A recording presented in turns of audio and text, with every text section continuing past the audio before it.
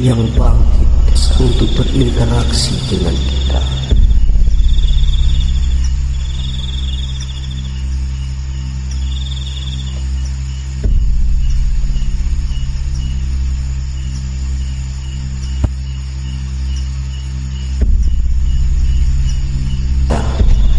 Dia menunggu lemas, menampakkan penderitaan yang mendalam.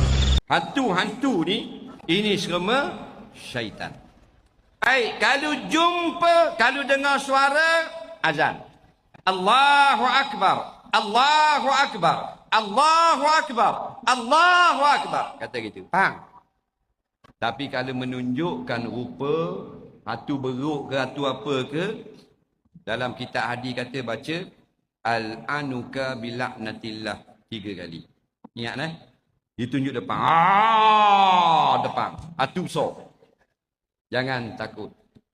Kalau takut pun baca juga. Al-anuka bila'natillah. Al-anuka bila'natillah. Al-anuka bila'natillah. InsyaAllah. Lari. Ni kitab hadis.